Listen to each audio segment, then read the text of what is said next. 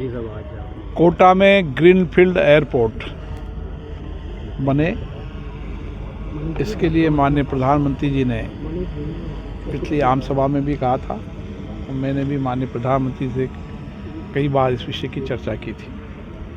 इसकी ज़मीन आवंटन की प्रक्रिया पूरी हो चुकी है। जो इलाका था वो 406 हेक्टेयर में से केवल 33% के अलावा बाकी फॉरेस्ट इलाका था। वन विभाग इलाका होने के कारण बहुत दिक्कत थी, लेकिन वो वन विभाग का डाइवर्जन हो चुका है। उसके पैसे जमा कराने की प्रक्रिया में देरी हुई थी।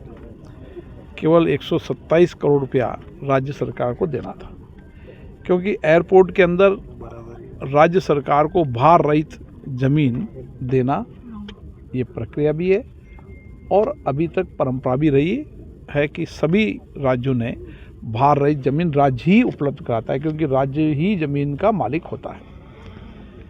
127 करोड़ में से केवल 21 करोड़ रुपए नगर विकास न्यास ने जमा कराए थे, जिसमें कई स्मरण पत्र लिखे, कई बार पत्राचार हुआ, लेकिन पैसे जमा करें।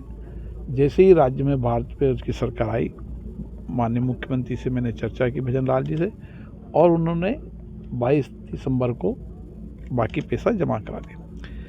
इसके साथ ही यहाँ पर हाई टेंशन लाइन जारी है, जो आपने देखी होगी। ये हाई टेंशन लाइन ही एक बड़ी कठिनाई थी, उसके लिए भी आज एमयू हो चुका है और उसका शिफ्टिंग का काम भी शुरू हो जाएगा। डीपीआर का काम साथ साथ चल रहा है और एयरपोर्ट अथॉरिटी के लोगों का कहना है कि देश में इससे बढ़िया कोई लैंड नहीं है। हाईवे है, लैंड की मिट्टी बेहतर है, आसपास कोई पहाड़ी नहीं है। आने वाले भविष्य में ये एयरपोर्ट सबसे महत्वपूर्ण एयरपोर्ट होगा, जो कोटा, बूंदी और हाईवे के कारण अन्य सभी सेक्टरों को जोड़ेगा। कोटा से इसकी दूरी 15-17 किलोमीटर है, बूंदी से इसकी दूरी 20 किलोमीटर है। जब एयरपोर्ट आएगा तो निश्चित रूप से हमारे आर्थिक, टूरिज्म, इंडस्ट्रीज, कई सर्विस सेक्टर यहाँ पर आएंगे। हमारी कोशिश है कि एक आईटी का हब कोटा बने।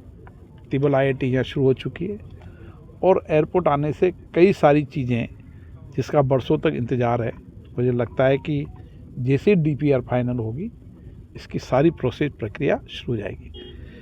एयरपोर्ट अथॉरिटी के अधिकारी यहाँ पर आए हैं दिल्ली से, आज दोनों ज़िले के कलेक्टर हैं। मैंने कहा है कि इस काम को हम शीघ्र शुरू करें और साइमल्टेनियसली जब तक ज़मीन के साथ डीपीआर बनना, डीपीआर के साथ और डिपार्टमेंटों की एनओसी आना, वो भी प्रक्रिया शुरू हो चुकी है।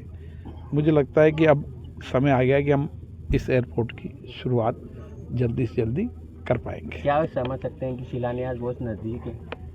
शिलान्यास भी हो जाएगा और शुरू भी हो जाएगा, काम दोनों है। कुछ डीपीआर बनना भी बाकी है, क्योंकि डीपीआर के लिए पावर ग्रिड का शिफ्टिंग होना ज़रूरी था। पावर शिफ्टिंग का आज एमयू हो गया, ये बड़ा काम था, क्योंकि ये एक बड़ा स्ट्रगल था यहाँ पर। और मुझे लगता है कि 1.5 साल के अंदर ये साइमल्टेनियसली पावर ग्रिड भी उड़ जाएगी, साथ साथ साइमल्टेनियसली डीपीआर भी बन जाएगी और काम भी साथ के साथ शुरू हो जाए। हमने डीपीआर का बनाने का काम ज़मीन एयरपोर्ट अथॉरिटी के शिफ्ट होने के पहले से ही शुरू करा दी थी, क्योंकि हमें पता था एयरपोर्ट अथॉरिटी की ज़मीन खाते में आएगी, उसके बाद डीपीआर बनाएगी तो 2 महीने और डिले होंगे। इसलिए मैंने कहा कि डीपीआर बनाना शुरू कर दो। ये भी देश में पहली बार हुआ हो कि बिना एयरपोर्ट अथॉरिटी की ज़मीन के शिफ्ट हुए डीपीआर बनने का काम शुरू हो चुका है। और एयरपोर्ट अथॉरिटी आपको बताएंगे कि इस पर आने वाले समय में, भविष्य में, ये इंटरनेशनल एयरपोर्ट के लिए भी ये एक महत्वपूर्ण जगह होगी और कई राज्यों को कनेक्ट करने के लिए कोटा एयरपोर्ट मील का पत्थर साबित होगा। ये जल्दी भी हो सकता था, लेकिन ऐसा लगता है आपको पिछली राज्य सरकार ने जो इसमें पूरी तरह से? मैंने राज्य सरकार से कई बार आग्रह कहा कि प्रक्रिया भी, नियम भी और परंपरा भी हमेशा भार रहित ज़मीन देने का प्रावधान है, लेकिन राज्य सरकार पैसा नहीं जमा कराना चाहती थी। क्या कारण था, क्या नहीं था?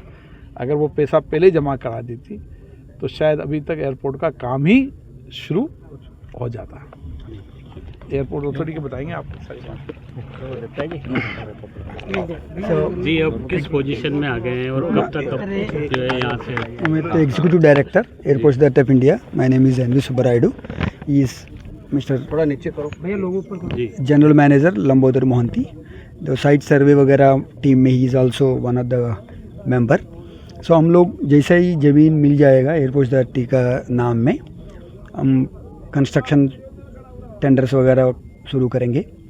And already consultant has been appointed. We will be doing first. This airport is in phase 1 we will be developing for 500 passengers arrival and 500 passengers departure. This is phase 1 to start with.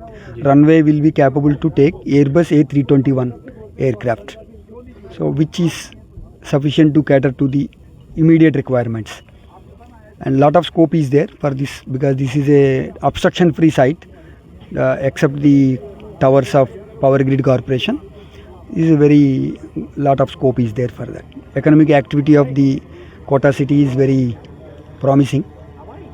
बढ़िया होगा public के लिए भी, for the countries. Expected to start, sir. So once the airport gets the land from the state government, then we will be able to start. That is a process which is in progress. Yes. Right. आपका नाम फिर से बताइए. N.V. Subbaraidu, Executive Director. I am L.D. Mohanty, General Manager, Aerodrome Licensing. I am also from Airport Authority of India. साहब ने जो बोले उसी हिसाब से काम चलेगा. और सर क्या लगता है ये देश के बेहतरीन एयरपोर्ट में one of because land wise अगर देखेंगे इतना मतलब बढ़िया लैंड. मैंने फिजिबिलिटी स्टडी में बहुत सारे जगह पे गया था, लेकिन ऐसा साफ़ सुथरा लैंड एयरपोर्ट एक्सटेंशन मतलब एयरपोर्ट के लिए कभी मैंने नहीं देखा. किस तरह से इसको उपयुक्त मानते, क्या कारण है जो इसका? देखिए नेचुरल टेरेन कुछ है नहीं, एक ही था ऑब्स्ट्रक्शंस वो एसटी लाइंस, वो भी और आज ही एमओयू हो चुका है, वो लोग उसको डाइवर्ट कर रहे हैं.